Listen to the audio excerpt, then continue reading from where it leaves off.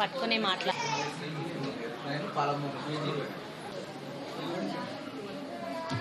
తొందరమా start చేయను.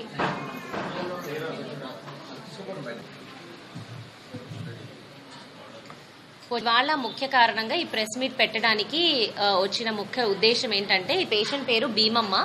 ఆమె వయసు వచ్చేసి 62 సంవత్సరాలు ఉంటాయి.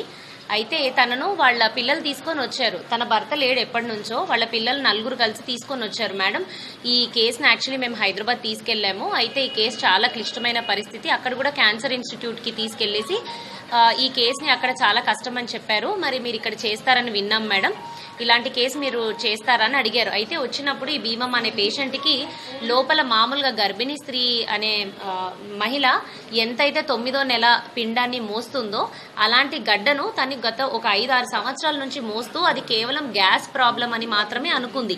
తీరా చూసి వచ్చిన తర్వాత మనం స్కానింగ్స్ అన్ని చేసినాక లోపల ఒక పెద్ద గడ్డ ఉంది. ఆ గడ్డ లోపల కూడా ఇంకా చాలా చిన్న చిన్న గడ్డలు పేర్కొని ఉన్నాయి.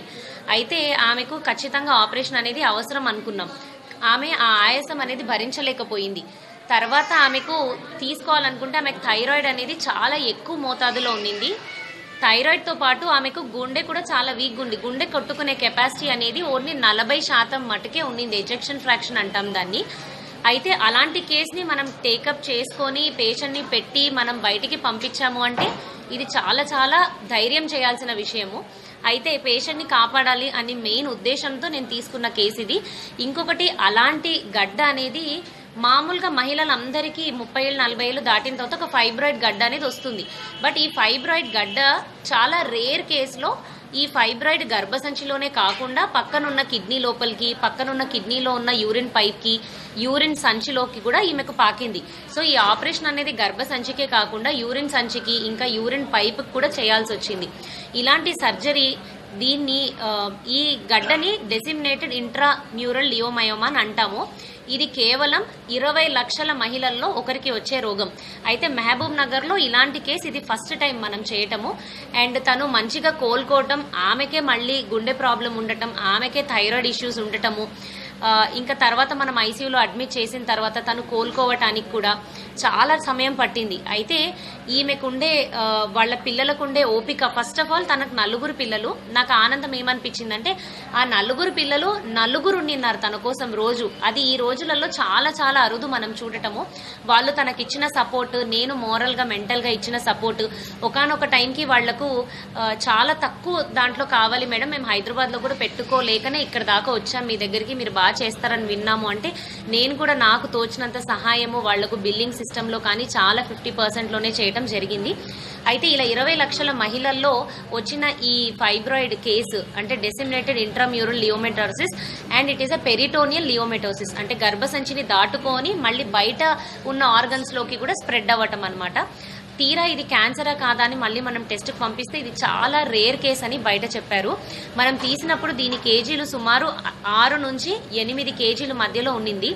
అండ్ దీని సెంటీమీటర్ మనం స్కానింగ్లో ఇచ్చినట్టయితే అది 25 సెంటీమీటర్స్, అంటే 25 సెంటీమీటర్ల గడ్డ అది. సో ఇలాంటిది మనం విజయవంతంగా చేసి మన హాస్పిటల్కి మన స్టాఫ్ సపోర్ట్తో వల్ల, మన ఐసీయూలో ఉన్న డాక్టర్ సపోర్ట్లో వల్ల 24 గంటలు పనిచేస్తున్న నా టీం అందరికీ కూడా నా ధన్యవాదాలు. అండ్ ఎస్పెషల్గా పేషెంట్కి, ఎందుకంటే ఈరోజు నేను ఈ స్థాయిలో ఉన్నాను, నేను చేయగలుగుతున్నాను, నేను ఇంకొక కేసుని నేను ధైర్యంగా తీసుకోగలుగుతున్నానంటే ఇలాంటి పేషెంట్లు నాకు ఇచ్చే ప్రోత్సాహాన్ని బట్టే. వీళ్ళు పేషెంట్లు లేకపోతే ఒక డాక్టర్ అనేవాళ్ళు అసలు క్రియేట్ అవ్వరు. వాళ్ళు కూడా ధైర్యం చేసి ముందుకు వస్తేనే మేము కూడా ధైర్యంగా వాళ్ళకి ట్రీట్మెంట్స్ ఇవ్వగలుగుతాం. ఇది చాలా రేర్ కేసు కాబట్టి వాళ్ళు ఇలా ప్రెస్ మీట్ పెట్టి నేను ఈ విషయం గురించి చెప్పాలనుకున్నాను. అయితే వీళ్ళ మాటలలో కూడా మనం విందాం వాళ్ళు ఎలా ఫీల్ అయ్యారు అనేది. But one of the rare case నేను చేసినందుకు చాలా గర్వపడుతున్నాను. ముందుగా నన్ను చదివించిన మా తల్లిదండ్రులకు కానీ, నన్ను ప్రోత్సాహం చేసే మా హస్బెండ్కి కానీ చాలా కృతజ్ఞతలు. ఎందుకంటే నేను ఈ స్థాయిలో ఉన్నానంటే వాళ్ళు లేకపోతే నేను ఇంత దూరం వరకు రాలేను. అండ్ స్పెషలీ మా స్టాఫ్ సిబ్బంది అందరికీ కూడా నా కృతజ్ఞతలు. గవర్నమెంట్ తీసుకుపోయిన తర్వాత టెస్టులు చేసి స్కాన్ అయింది ఏంటి ఈమెకి ఏమన్నా ఉందంటే సరే అని ఆయన చేసినాక గడ్డు ఉందని బయట పడ్డది. ఆడికి వెళ్ళి ఇక మేము ఇదేం కథను అని మేము ఆడికి వెళ్ళేసి హైదరాబాద్ పోయినాం. హైదరాబాద్ పోయిన తర్వాత అక్కడ ఏమని చెప్పిండు, ఈమెకు క్యాన్సర్ ఉంది, క్యాన్సర్